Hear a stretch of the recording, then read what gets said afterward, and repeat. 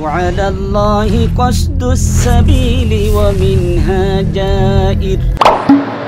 দাজ্জাল কিন্তু বহু আগেই সৃষ্টি হয়ে গেছে নবী করিম সাল্লাল্লাহু আলাইহি সাল্লামের যুগে, কিন্তু এখন দাজ্জাল আছে কোথায়? বর্তমানে দাজ্জাল কোথায় আছে এটা আমাদের জানার বিষয়। তো আমরা দুইটা হাদিস আমরা এখানে উপস্থাপন করব, দুটি বড় হাদিস। এই হাদিসের আলোকে, এই হাদিসের মধ্যে রয়েছে চমকপ্রদ ঘটনা। তার মধ্যে আমরা জানতে পারবো যে দাজ্জালের অবস্থান কোথায়। যেমন বলা হয়েছে বাহারে হিন্দ বা ভারত মহাসাগরের কোনো এক অজানা দ্বীপে বন্দী অবস্থায় আছে। এছাড়া মুলকে শাম, ইয়ামান, তারপর ভূমধ্য সাগর, এসবের কথাও কি হাদিসের মধ্যে উল্লেখ আছে, কিন্তু কেউ জানে না যে কোথায় কি আছে। অজানা এক দ্বীপের ভিতরে তাকে শিকল দিয়ে বেঁধে রাখা হয়েছে, যা হাদিস দ্বারা প্রমাণিত। খুব ভালো করে শুনবেন, লম্বা ঘটনা।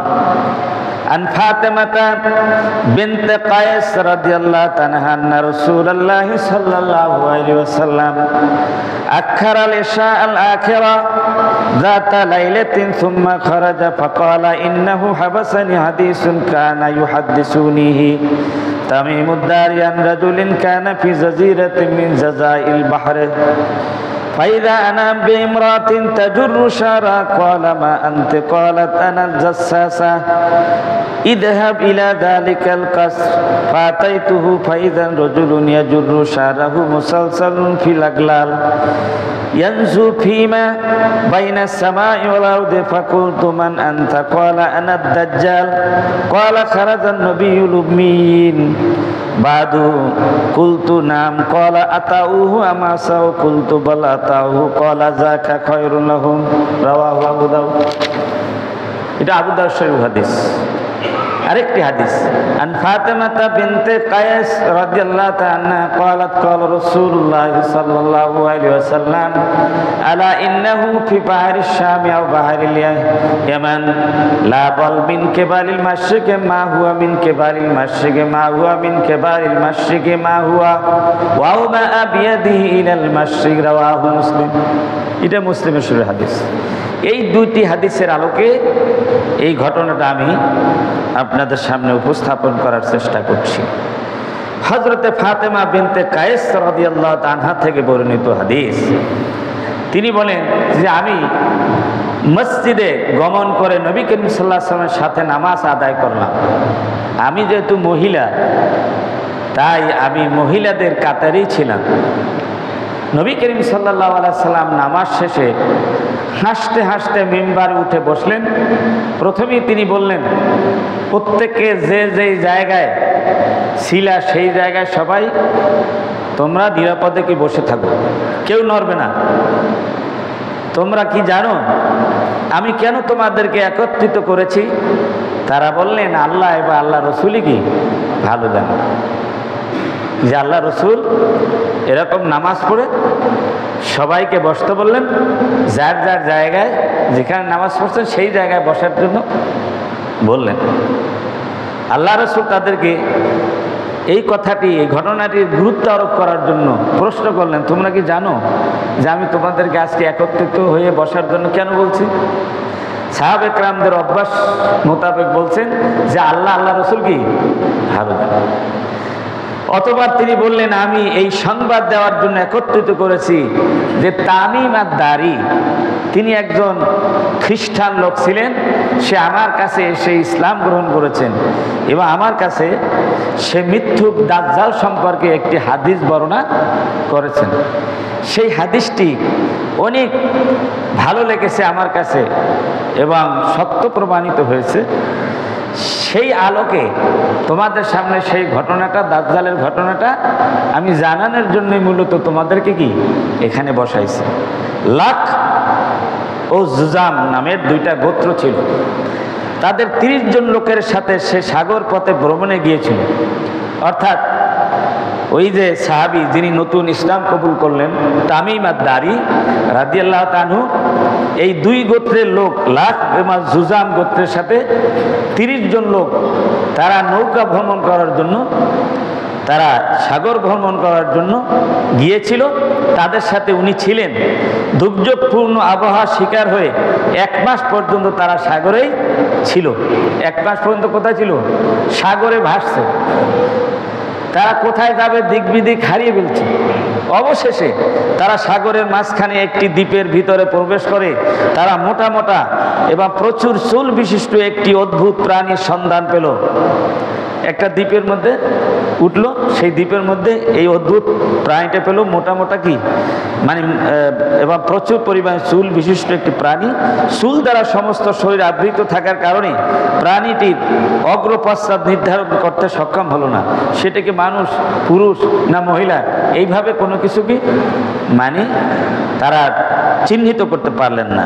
তারা বললেন, এই অবস্থায় তারা বললেন যে তুমি কে, তোমার অকল্যাণ হোক, তুমি কে? সে বলল, আমি সংবাদ গ্রহণকারী গোয়েন্দা, জাসসাসা। হাদিস শরীফে আসছে জাসসাসা, যে আমি সংবাদ গ্রহণকারী গোয়েন্দা। তারা বলল, কিসের সংবাদ সংগ্রহ করো তোমরা, তুমি? অতঃপর প্রাণটি দ্বীপের মধ্যে একটি ঘরের দিকে ইঙ্গিত করে বলল, হে লোক সকল, তোমরা এই ঘরের ভিতরে যাও, এখানে একটা লোক আছে, সে তোমাদের থেকে সংবাদ গ্রহণ করার জন্য বসে আছে। ওই লোকটা বললো কি, এই ঘরের কাছে যাও, এই দ্বীপের ওখানে একটা লোক আছে, ভয়ঙ্কর লোক, সেই লোক তোমাদের থেকে সংবাদ নিবে, জানবে। তামিম দারি রাদিয়াল্লাহু তাআলা বলেন, প্রাণীটি যখন একজন লোকের কথা বলল, তখন আমাদের মনে আরো ভয় হয়ে গেল, না জানি কোনো শয়তানের কাছে আমাদেরকে পাঠায়। তারপর আমরা দ্রুত সেখানে চলে গেলাম এবং ঘরটির ভিতরে প্রবেশ করলাম। সেখানে প্রবেশ করে আমরা দেখতে পেলাম বৃহৎ আকার একটি মানুষ দেখতে পেলাম। এত বড় আকৃতি মানুষ আর জীবনে আমরা কখনো কি দেখিনি। তার হাত দুটিকে ঘাড়ের সাথে একত্রিত করে হাঁটু এবং গোড়ালির মধ্যবর্তী স্থানে লোহার শিকল দ্বারা বেঁধে রাখা হয়েছে। এটাই দাজ্জালাবি, লোহার শিকল দিয়ে তাকে কি বেঁধে রাখা হয়েছে। আমরা বললাম, মরণ হোক তোমার, কে তুমি? সে বলল, তোমরা আমার কাছে আসতে সক্ষম হয়েছো? তোমরা কি আমার কাছে আসতে সক্ষম হয়েছো? তো তোমাদের পরিচয় আগে বলো, আমার পরিচয়টা আমি পরে দিব, তোমরা কোথা থেকে আসছো সেই কথা বলো। তখন তারা বলল যে আমরা এরকম 30 জন লোক সাগরে ভ্রমণ করতে বেরোয়েছি, পথ হারাই ফেলছি, দীর্ঘ 1 মাস পর্যন্ত আমাদেরকে সাগর নিয়ে খেলা করছে, আমরা দিক বিদিক হারিয়ে ফেলছি। পরে তোমার এই দ্বীপে উঠলাম, সেখানে আবার এরকম মানে একজন লোক দেখলাম, সে বলল যে এই ঘরের মধ্যে যাও, এখানে একটা লোক আছে, তোমাদের থেকে সংবাদ গ্রহণ করার জন্য কি বসে আছে। তো আমরা সেই হিসাবে আসলাম, কিন্তু আমরা মনে করতেছি তুমি একটা শয়তান, তুমি একটা কি শয়তান, তোমার থেকেও আমরা কি না নিরাপদ না। এবারে বলো যে তোমার পরিচয় কি? এখনো তার পরিচয় দেয়নি। সে এবার জানতে চেষ্টা করলো যে তোমরা কোথায় থাকো, সেই জায়গার অবস্থা কি, এবং আমাদের নবী করিম সাল্লাল্লাহু আলাইহি সাল্লাম সম্পর্কে সে বিস্তারিত কি জানার চেষ্টা করলো।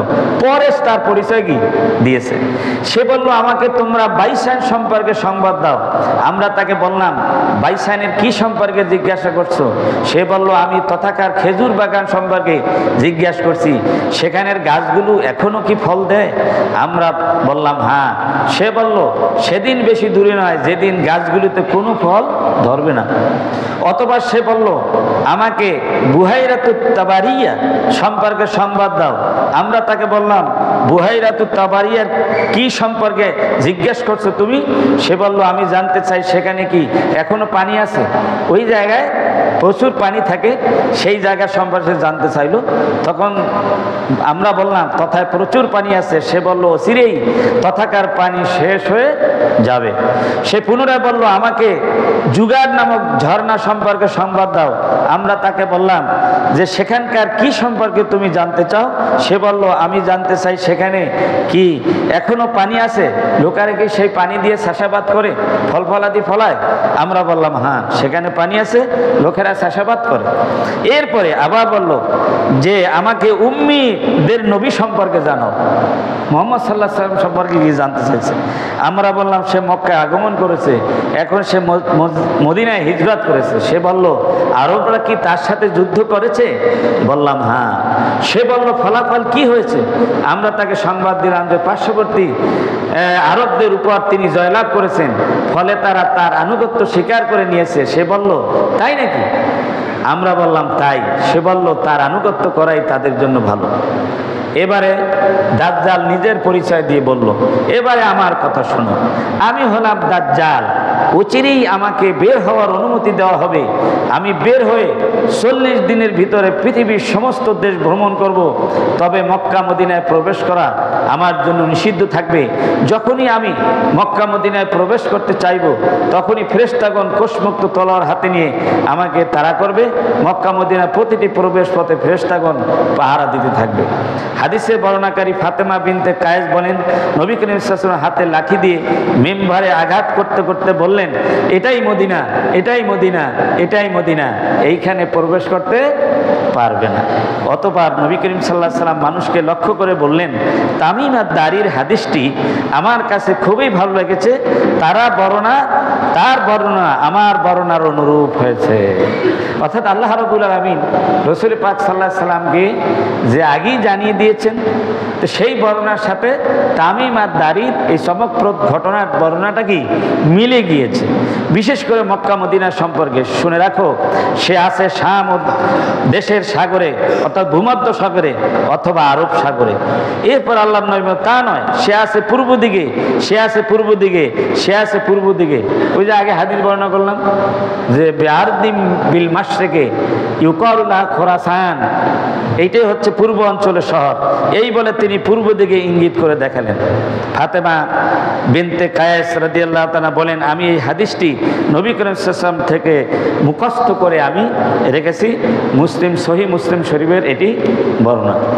এই হাদিস থেকে দুটি বর্ণনা থেকে আমরা যেটি জানতে পারি যে দাজ্জালের বর্তমান অবস্থান কোথায়। দাজ্জালের বর্তমান অবস্থান হচ্ছে এক অজানা দ্বীপের ভিতরে, যেই দ্বীপের ভিতরে ফেরেশতারা তাকে লোহার শিকাল দিয়ে বেঁধে রেখেছেন। নির্দিষ্ট সময় সে আবির্ভূত হবে। কোত্থেকে হবে? ওই যে ইরানের খোরাসান শহর থেকে সে কি বেরিয়ে আসবে। এরপরে সারা পৃথিবী 40 দিনে ঘুরবে। 40 দিনে কতদিন হবে সে বর্ণনা হাদিসের মাধ্যমে আমি আপনাদেরকে সামনে শোনাবো।